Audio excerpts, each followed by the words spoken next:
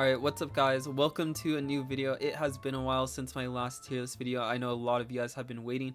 If you're new here, I'm the two-time world champion LG Slash. Worlds was last month in August in Anaheim, and we got third in the world, so not too shabby. Obviously, we wanted to win, so I was sad about that. But we had a crazy run. We won all of the international championships, and we got top 3 in the Pokémon Unite ACL finals too. So it seems like in those really big tournaments, our peak was top 3 with this team. But I'm really excited to compete again. Yes, I will be competing again. And I was just taking a little break from content just because I was feeling a little sick after traveling. It tends to happen to me a lot for my longtime followers. But hopefully we're able to start pumping out videos for you guys. And for those of you that have seen my old tier list, or those of you that are new, I'm just going to briefly explain how we do things. So last time I made a competitive tier list. So this was the competitive pro tier list for kind of 5 stacks, for scrims, for tournaments. These were like the top meta Pokemon at the time. Obviously this is really old, so this is out of date right now, but I alternate every time I make a tier list on a new meta, just to keep things fresh. So this time we're making a solo queue tier list, and how I categorize my solo queue tier list is what I do is I use these tools. So this is Unite API .dev. I highly recommend using this tool, and you can see the win rates of the top 10,000 Pokemon in the last week. So the top 10,000 means the top 10,000 players.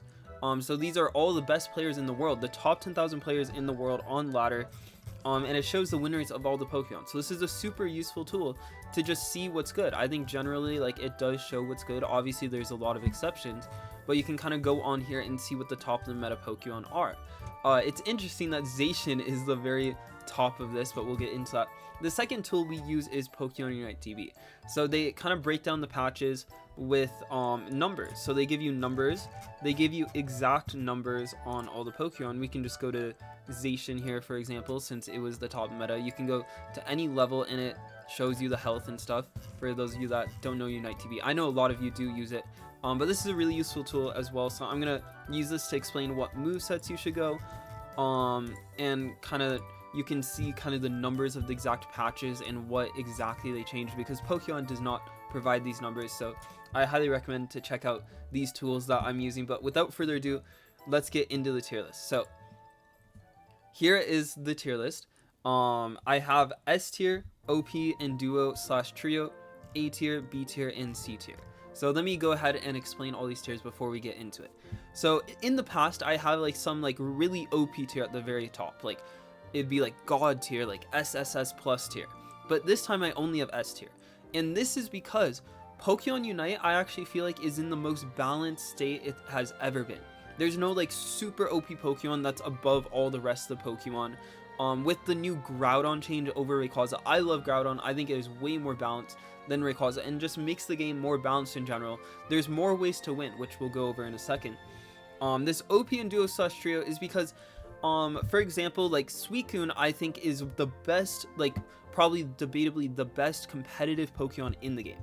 So if I made a competitive tier list, it'd be number 1 or something, right? But if you go to Unite API, Suicune actually has a very low win rate.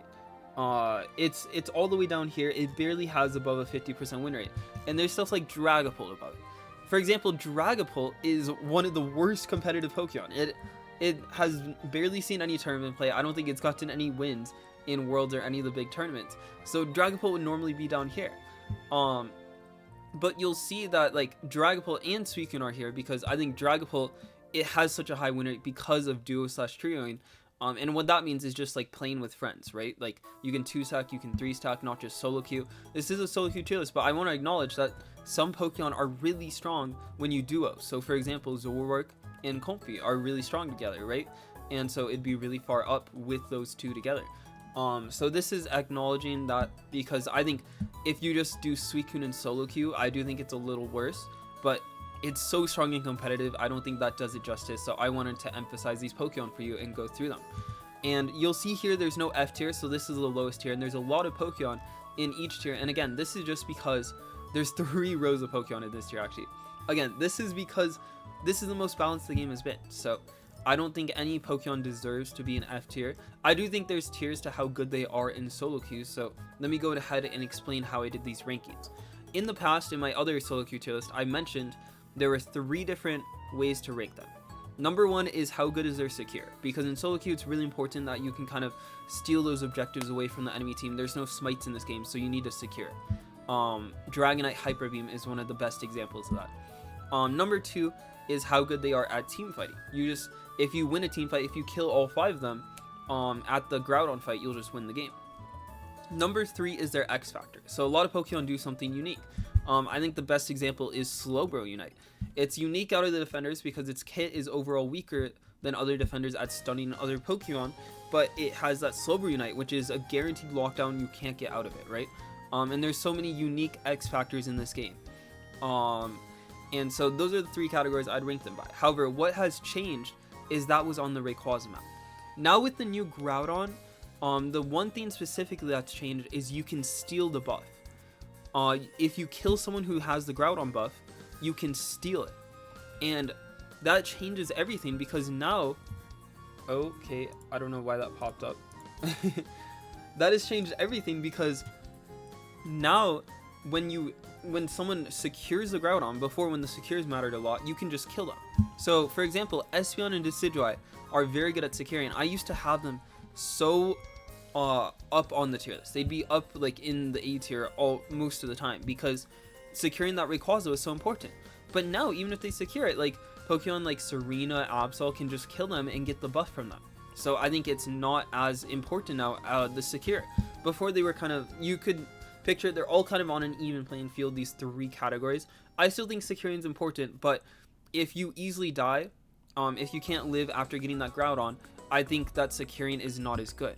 And on the flip factor, another thing with Groudon is it gives a big damage buff. So you can't guaranteed score with it like Rayquaza, but what's different is it gives way more damage now. So that's why I have Delphox up here, because Delphox with Groudon buff is the best Pokemon in the game by far, and we'll get into that a little more. But yeah, let's start going through the tier list in order.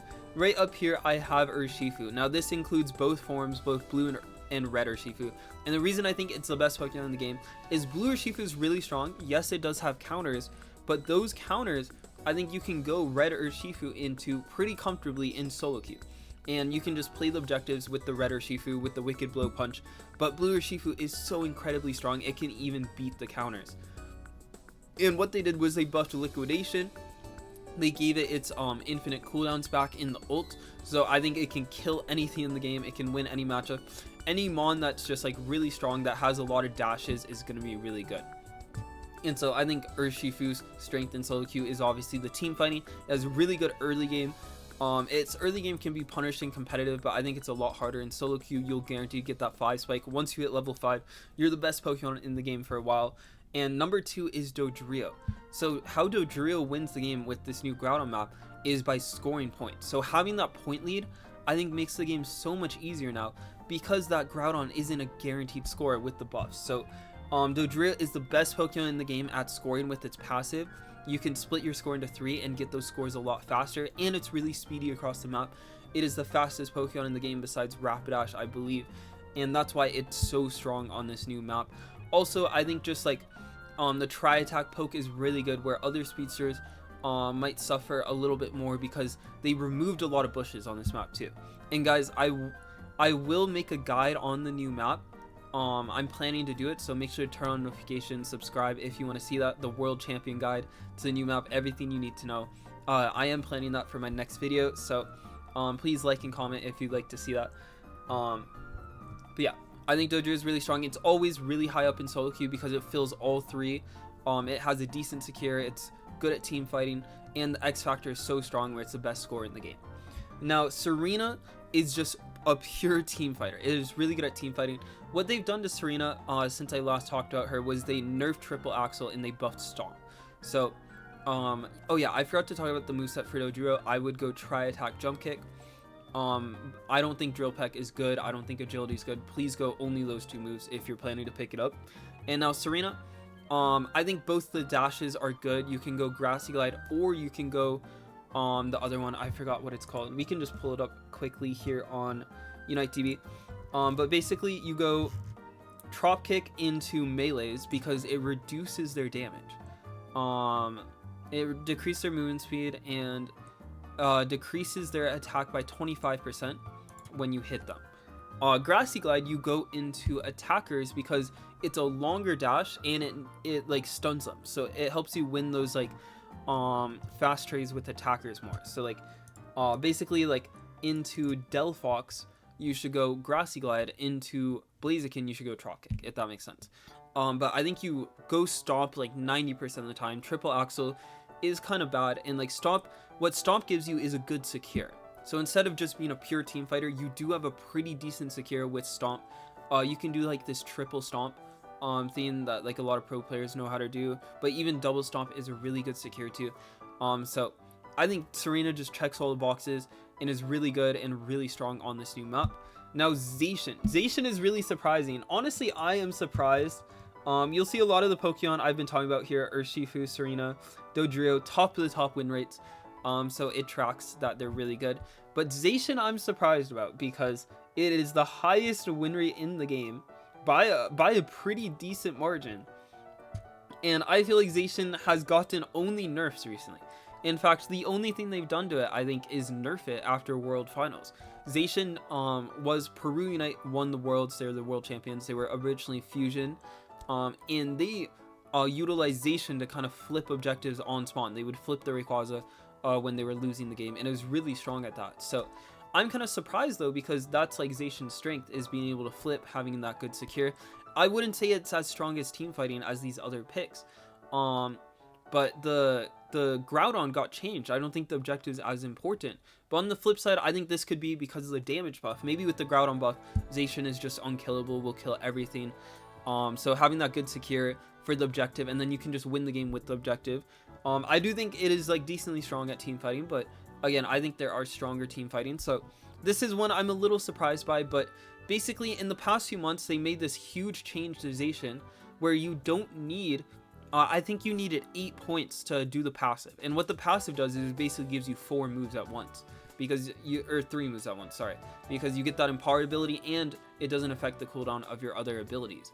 But they changed it from 8 to 5, and I think we're seeing from the woodworks that like as people are getting better at Zacian, this change was actually extremely important, because now not needing points as much means you can utilize having like 3 abilities compared to other Pokemon not having 3 abilities all the time. And I think we're starting to see people get better at Zacian. Maybe it's just really strong is what I'm starting to realize. But yeah, that's an interesting one. I was surprised by the win rates, but you have to give credit where it's due, and I think its kit does fit solo queue. So Comfey is the next one. They give a huge buff to Sweet Kiss.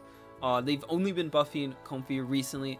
The rest of its kit they didn't buff as much, but I think Comfey just really fits on a lot of these Pokemon. Like it's really good on all 3 of these top 3 Pokemon I have on my list.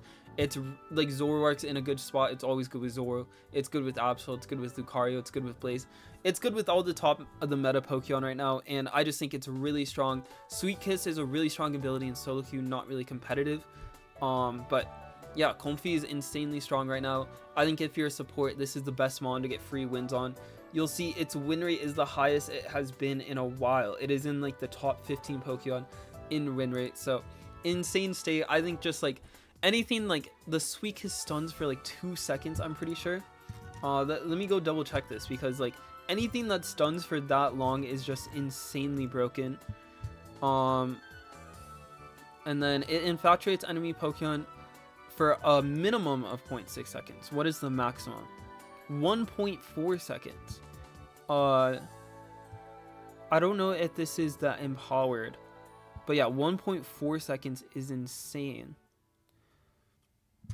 And like basically what they did to buff Sweet Kiss is they gave it like, basically when you attach to Pokemon, you get like a way bigger shield as well. So it actually is like a good peeling move on top of being one of the best stuns in the game. And so like that's just going to be really broken. Like being stunned for so long, there's just no counterplay to stuns, right? So stuns are really strong, especially with them nerfing full heal time after time again. Like the only real counter to stuns, there was Blissey Safeguard, but they've also nerfed that. So it seems like they just really want stuns to be broken in the game right now. And yeah, you see it on the win rates. Like just having an insanely strong stun is enough to boost Comfey so much. Obviously, I think the heal is still good. Sometimes you want to go the heal. But yeah. Next is Blaziken. So Blaziken hasn't really gotten any buffs or nerfs since I last talked about it. It's just really strong overall in solo queue. It checks all boxes. Really good secure, really good at team fighting. Its X factor is it doesn't need Unite move, which I think suits it really well in solo queue compared to competitive. The fact that like, I think Blaziken is really like a solo queue mon, but the fact that it's really good in competitive as well as being good in solo queue shows how strong it is. So you're just always going to see in these top tiers. Absol next. So what's changed with Absol and Lucario, both of these two specifically, is the map being more open. I actually think the map being open helps these two more than like it actually, like the map, like having less grass is actually supposed to be bad for a lot of melees, right? So like melees like Buzzwole, Garchomp kind of thrived off of all these bushes, so it's supposed to be bad, but like the pursuit dashes so long and has such a huge like dash with the pursuit on Absol that it actually benefits it on this map. This map being more open makes pursuit insanely broken. And it's the same with Lucario. You saw it on Remote Stadium. That was a more open map as well. And Extreme Speed was so good on that map. And so you see the return of E-Speed on this map because it's more open. And so both of these Pokemon actually benefit from there being less grass. Now on Absol, I'd recommend only going Pursuit. You can go Psycho Cut or you can go Sucker Punch. It depends on the matchups you're facing. On Lucario, Power Up Punch is decent, but I highly recommend E-Speed. I think it's the better move most of the time. And you want to go Bone Rush like most of the time too. Maybe if you're Power Up Punch, you can go Close Combat, but most of the time Bone Rush is going to be better. They gave it a huge buff, so it's really good now, a lot better than Close Combat. And now Delphox. So Delphox, I really only think you should be going Flame Charge, Mystical Fire. The other moveset is okay, but it's in S tier because of Flame Charge, Mystical Fire. If you go the other moveset, it would be like B tier. I think it's still playable. Maybe there's even some games, like 0.01% of games, that you'd want to go that over Mystical Fire. But yeah, like I mentioned before, I think Delphox is just really strong. It's the best Pokemon in the game with that Groudon buff. And late game, with the blue buff from Jungle that reduces cooldowns, you have infinite cooldowns now on your Flame Charge Mystical Fire. So you just basically have infinite dashes. It's really hard to get on top of it. It does so much damage, and it has one of the best Unite moves in the game. And I think like this Pokemon is a Pokemon that would struggle in competitive because it has a terrible early game. Levels 1 through 6, this Pokemon is terrible, and so it'll struggle in competitive because people can punish that bad early game. But because this is solo queue, they actually added a lot more farm on the map as well. There's the Regidrago, which now gives a lot of XP in the early game. There's more farm in the lanes, and this benefits scalers a lot in solo queue because it's the reason Serena's so good too. I forgot to mention this, is because it's just so much easier to hit that power spike earlier into the game. The earlier you hit it, the easier it is to take over the game and kind of get to that late game. And so like I'm hitting like my power spike on Serena at like 8 minutes every game. Before that would have been impossible unless you were playing perfectly every game. And Delphox is the same. You can hit that level 7 power spike so fast, and I think that really helps it as well. Now on to the OP and Duo / Trio tier. So again, I mentioned that like you'll see that Delphox was actually really high up on the win rates too. So you'll see stuff that's supporting my claim.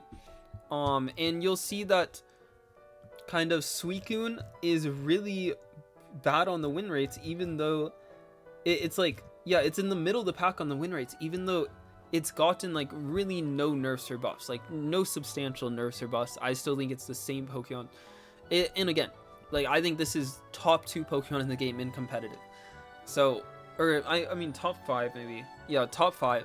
So why is it so low on the win rates? Well, I think that Suicune does the best when you have someone to combo off your abilities. So it doesn't do that much damage on its own, right? But what's strong about Suicune is it's really good, it's really tanky, and it has those long range stuns that stun for so long. Again, anything that stuns for a long time I think is extremely broken.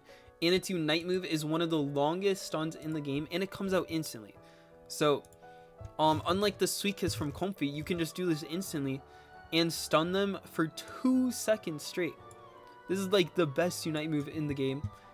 And so the issue though, I think, is on this new map when people are less coordinated, because a lot of stuff has changed on this new map. People are just less coordinated right now. I think that's what's changed, is like it's a lot more solo play. I think once people get used to the new map in like a year or so, if the game was in the exact same state, Suicune would be top 5 win rate. And that's why if a little coordination comes through, just a little coordination, then Suicune's gonna be so OP. And that's why, like, if you're playing with a friend and you guys are able to voice chat, or you've just played together for a lot, Suicune becomes the most broken character in the game, because you have someone that will guarantee combo off your stuns. A lot of times your solo queue teammates might not do it because they're confused on this new map. There's no coordination right now. And so Zoroark, I think Zoroark's really good standalone. Like, even Zoroark on its own, I think would be bottom of A tier in solo queue. But I do think the Zoro Comfey elevates on this map. Zoro does benefit from more bushes, so actually the map being more open is really bad for solo Zoro. But I think Zoro Comfey actually, like, it has so much speed with the Comfey that it thrives on the new map. So it's interesting because I think solo Zoroark is a lot worse, because solo Zoroark plays more as like a pick Pokemon. Like, you sit in a bush, you get that combo with your Shadow Claw stunning them from a bush, and you one-shot them. But you're really squishy. But with the Comfey, it's different. You're playing as a carry, you're speeding around the map. And so that's a really interesting dynamic on this new map, where one aspect of Zoro has been nerfed, but when you pair it with Comfey, it's actually better. Now, Hoopa actually has an abysmal win rate right now, and it's crazy because I think with the new changes, I can't even find it right now. Where is it? Yeah, it's below Suicune, but with the new changes, I actually think Hoopa has elevated on the new map to being the best support in the game, even better than Suicune, in competitive, like with the 5-stack thing. But again, I think it's because this new map came out, like, people are so uncoordinated because they have no clue what they're doing. Like, I'm sure a lot of you guys are losing so many games, even after getting the Groudon, because someone on your team ints the Groudon buff away. So I think Hoopa is just suffering because you need a little more coordination, and that's why it would be so good in duos or trios. Now Ho-Oh actually, I think, is thriving. Ho-Oh has an insanely good win rate. I think this is overinflated as fuck. And so they did nerf the Sacred Fire win rate. So I'm just gonna click here, because if you click on these Pokemon, guys, you can see the specific win rate depending on the build they're using. And so Ho-Oh's best win rate is with Fire Spin Sky Attack. Now what's interesting is Sacred Fire Sky Attack has a high win rate, but I think this is because the pick rate is so low. So you have to look at the pick rate, and when the pick rate is this low, keep in mind this is a 9% pick rate out of 10,000, the top 10,000 players that are playing. Probably only like 5% of them are playing Ho-Oh in the first place. So this is like a sample size of like 30 or something, like, and so this win rate's skewed. I wouldn't look at this, but you can see like this pick rate is high and the win rate is really high with the Fire Spin Sky Attack. So they didn't really touch the Fire Spin Sky Attack moveset, and that's why I think it's doing really well. But again, like with this new map, I think that's why Ho-Oh's thriving, because being able to revive your teammates so that they can try to steal the Groudon buffs, like in those crucial moments at Groudon, I think because the enemy team's uncoordinated, on the old map, like, they would probably punish the Ho-Oh revive. But I think like Ho-Oh's thriving off of like the new, like, people are really confused in the last 2 minutes, and that's why it's getting away with this. Otherwise, I don't think, like, Ho-Oh's been nerfed to the point I don't think it should be top 10 in the win rates. I think like middle of the pack should be where Ho-Oh is, but you can see it's so high up right now. I think it's kind of because of like the new map buff, kind of, it's thriving off that, and it's kind of fake. But again, like with the little coordination, like you coordinate like your Ho-Oh ults and stuff, I think it's really good, and that's probably why it's thriving. Now Blissey's just really strong. I think Blissey's the best support for Blue Bear, and like the eggs are really strong too. I do think it's like suffering in solo queue, because you really want like to use that Blissey ult on like a good player. So if you're like doing with a good player, Blissey's gonna be just like that much better, that much harder to beat. Psyduck's an interesting one because it has such a high win rate too. It's gotten no nerfs or buffs, but it went plus 2.5% in the past week and is now in the top 5 Pokemon in win rates. And again, I think this is like the same as Ho-Oh basically. Like Psyduck's solid, but like it should be middle of the pack. Like it's not like it has anything insane going for it in solo queue, besides the fact that I just think Psyduck punishes uncoordination. You know, you throw that disable, and like disable's a move that's really good if they're all grouped up, because it'll keep bouncing infinitely, that powered up disable. But if they like separate and they're actually coordinating, they separate from the disable, you only hit one person, it gets way less value. It's the same thing with the Cytocle. Like if you're hitting 5 people because they're all like freaking out, they're uncoordinated, it's gonna be really good. And so I think it's because of this new map where people are just playing worse on the new map because everything's new, that Psyduck's thriving. And yeah, so Dragonite is an interesting one because it got a very small buff to its defenses, and that was it in the past couple months, but it's now top 10 in the win rates. And I just think this is again because of the uncoordination on the new map. Like basically if you're a Dragonite player, you can go and flip the Groudon, and the enemy team might be clueless on how to punish you because of the terrain changes, right? But I do think like this is a mon that's probably only winning because of like your team being more coordinated than the other team. Like these mons like don't require you to be better mechanically than the other players. So as long as like you're coordinated, you flip that Groudon objective, or like you like do like these things in the team fight that make it really easy, you'll just win the game. Now Sableye is one that's like, Sableye does not have a very high win rate at all. It's very low, but I just think like Sableye, let me know if you guys have experienced this. Most of the Sableye players I get on my team are completely terrible at the mon. I think it takes a lot of like being smart, playing it a lot to be able to know how to play the mon. But I think at the highest level, these Sableye players, like Sableye is really strong in solo queue at the highest level. And especially when you pair it with like Sableye, Dodrio, Sableye, Absol, it just can just win the game 2v5. Straight up, like throughout the game, it would be unplayable if you're actually good at Sableye. So I think people just don't know how to play Sableye. Even like the top 10,000 players in the world, they're just bad at Sableye.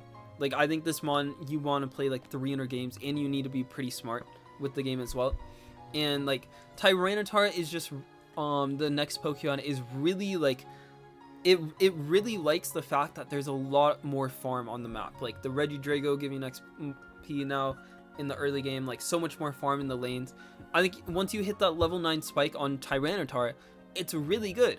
If you're the same level as any of these top of the meta carries as Tyranitar, you'll beat them. And so like I think the fact that like, I don't think in solo queue you'd be successful every game, but in duo queue, if you have like some like teammate that's playing like hard early game to kind of distract the enemy team, and you can just run around the map farming until you hit level 9, I think it's really, really strong. And you see that reflected in the win rates. Tyranitar is in the top 10, I think, which is crazy to see. Top 15. Now Gengar, I think like Gengar and Dragapult are unique because they are really strong at team fighting if they have a little help. Like Gengar is really high up with the Hex moveset right now, and Dragapult, I think both Dragapult movesets are viable, honestly, or like equally unviable, but they do different things. It just depends on the game. But both of these mons are like, they can't win a team fight on its own. You know, like if the enemy team has like one good player that flashes your Hex and you don't get the reset, or you know they full heal your Hex, then you're cooked. Like you can't just solo win a game by yourself. So why are these Pokemon so high in win rates? Well, again, I think it's just like down to a little coordination. Like if they have a supporter helping them, then like these fights they couldn't win like 1v5 by themselves like Blue Urshi could, they can win now if they have like a Fable, like a Blissey, or like even a Comfey on top of them helping them. And I think that's what's different.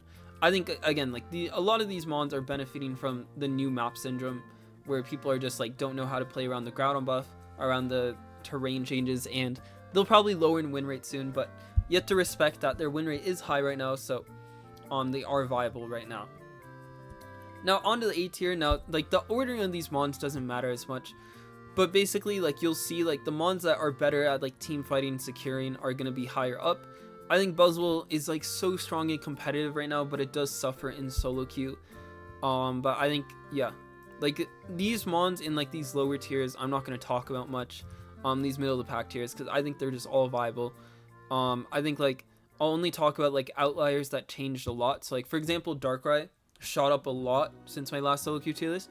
I think Darkrai is someone that really benefits from the grass being removed, kind of like Absol and Lucario, because you really want to go Dark Void Nasty Plot, and these dashes are so much better on like an open map because you get so many of them so fast. You get so many Nasty Plot dashes, and then Dark Void also has such a long range.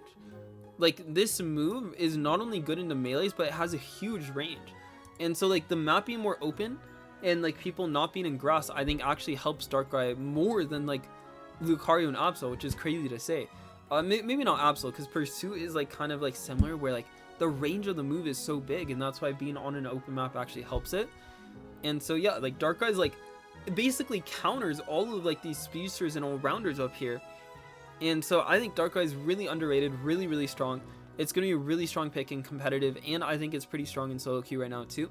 Now defenders are just like, you're going to see a lot of defenders high up when they wouldn't be in competitive, just because I think like defender's a role that's kind of necessary.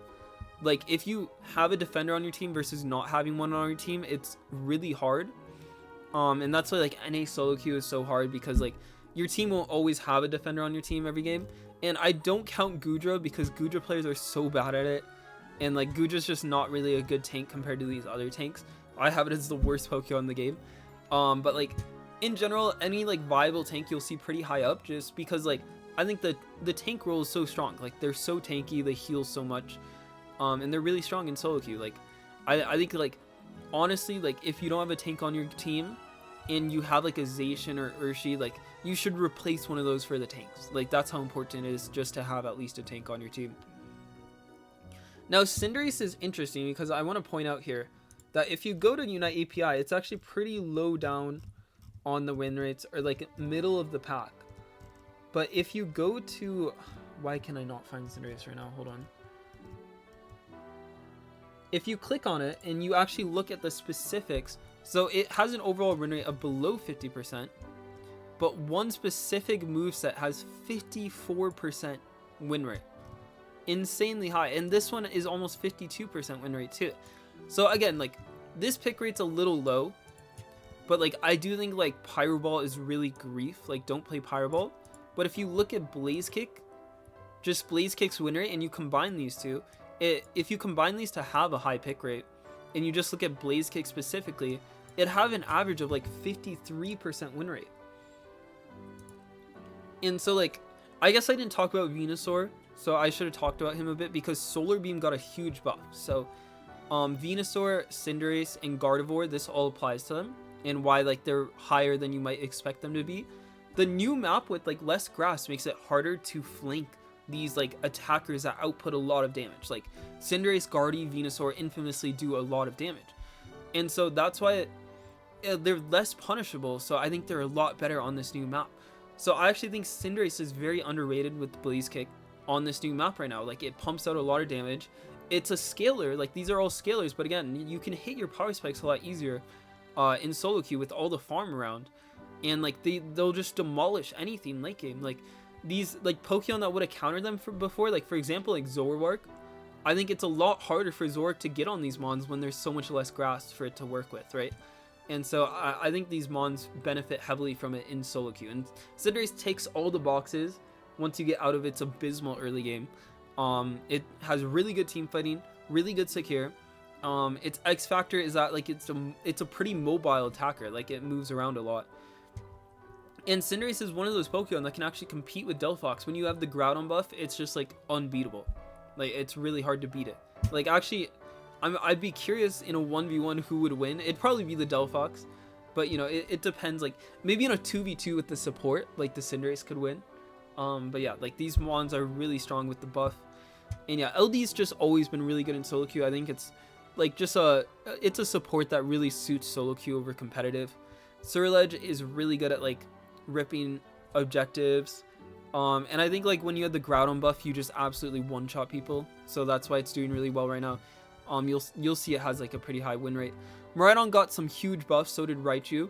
I think they're decent overall. I think like Venusaur honestly is better than them, but like what these guys have going for it is they have good secures, so they could just completely snowball, take over a game, hit level 15. Now Scyther is an interesting one, because like it has one of the lowest win rates in the game on Unite API, that decided to freeze up right now.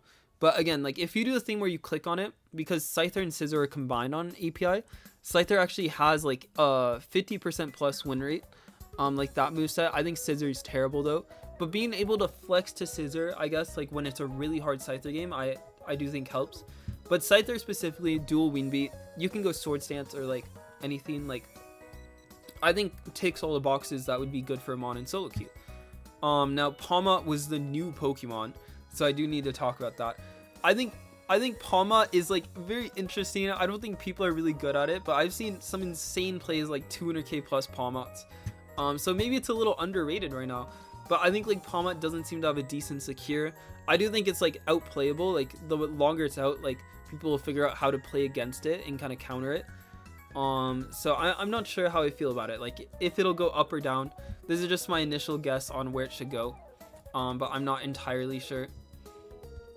I think like, yeah, like it's like doing really well in solo queue right now, but I think like when it's been out for a couple months and people finally realize like how to play around it, like it'd be a lot worse. Now Leafeon is like one of the biggest menaces in competitive play. It's so good in competitive play, but the biggest issue with Leafeon is like if you're the same level as them and you like ult them, like you'll never win a team fight. Not only that, like you only have the ult to play off of. I think outside of its ult, it's not as strong. It's still decently strong, but like in those late game team fights, not really. And then like on top of that, like the ult doesn't even matter as much because of the transferability of the Groudon buff. Like you have to end the game off of like ulting at Rayquaza, and before you could do that because Rayquaza was so strong, but like the game doesn't end there. I do think like there's a lot of pros to Leafeon too, so it's not like super bad, but that's why I have it so low.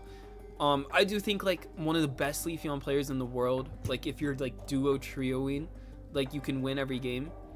But again, this is for solo queue mainly.